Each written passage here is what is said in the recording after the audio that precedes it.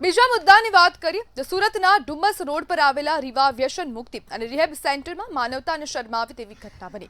વ્યસન મુક્તિની સારવાર માટે દાખલ થયેલા 32 વર્ષીય ધવલ રાઠોડની કાઉન્સિલર અને સ્ટાફે મળીને નિર્દયતાથી હત્યા કરી। 28 ફેબ્રુઆરીના રોજ યુવકને સારવાર માટે આ સેન્ટરમાં દાખલ કરાયો।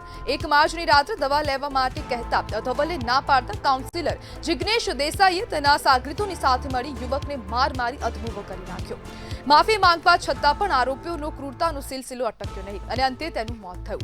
આરોપી જિગ્નેશના શબ્દો કે મારી સામે થવાની તારી હિંમત કેવી રીતે થઈ? શું આ અહંકાર હતો કે પછી આવેશ? આ ઘટનાએ વ્યસન મુક્તિ કેન્દ્રોની કાર્યપ્રણાલી પર ગંભીર સવાલો ઉભા કર્યા છે। દર્દીઓને સારવાર અને સહાનુભૂતિ આપવાની જગ્યાએ જો આ પ્રકારની અમાનવીય હરકતો થાય તો પછી આવા કેન્દ્રો પર લોકો વિશ્વાસ કેવી રીતે કરશે? ડુમસ પોલીસે આ મામલે ચારેય સામે હત્યાનો ગુનો નોંધ્યો છે અને તમામની ધરપકડ કરી છે। હવે સૌથી મોટો પ્રશ્ન એ છે કે શું આવા કેન્દ્રોમાં યોગ્ય દેખરેખ અને નિયમોનું પાલન થાય છે કે નહીં? કારણ કે સારવારના નામે કોઈની જિંદગી સાથે રમવાની મંજૂરી કોઈને આપવામાં નથી આવી અને જો હવે આવા પ્રકારના રિહેબ સેન્ટરો ચાલી રહ્યા છે તેમાં પારદર્શિતા કેટલી છે?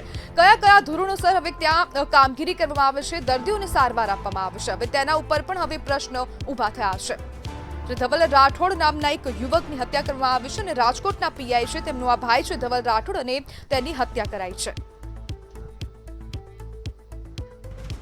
અને આજ મુદ્દે આપણી સાથે ચર્ચા કરવા માટે સામાજિક કાર્યકર કલ્પેશ પ્રજાપતિ જોડાઈ ગયા છે। કલ્પેશભાઈ, નશા મુક્તિ કેન્દ્રમાં યુવાનની હત્યા કરવામાં આવી છે, શું કહેશો?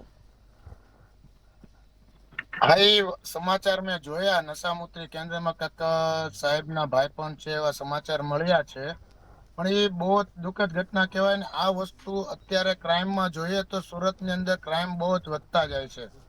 છેલ્લા 5 વર્ષની અંદર ઘણી હત્યાઓ થઈ છે, ઘણા મારામારીના બનાવ પણ બન્યા છે, ઘણા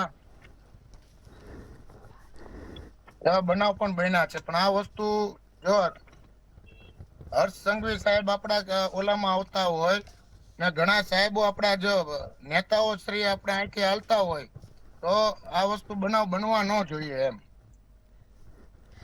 કલ્પેશભાઈ, આવી ઘટના વારંવાર બની રહી છે તો પછી જો આવી ઘટનામાં સતત વધારો થશે તો હવે લોકો દ્વારા રિહેબ સેન્ટર પર કેટલો ભરોસો કરવામાં આવશે?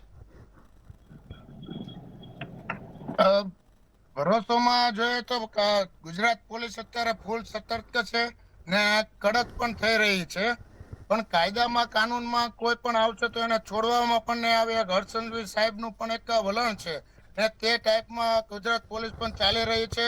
સાથે કતારગામ સુરત ની અંદર જે બનાવો બની રહ્યા છે એ બનાવમાં પણ કતારગામ પોલીસ પણ ફૂલ એટલે ફૂલ કડકમાં કાર્યવાહી કરી રહી છે ને આવા બનાવ આગળ પડતા ઓછા થાય એવી કાર્યવાહી થાય તો વધુ સારું પડે।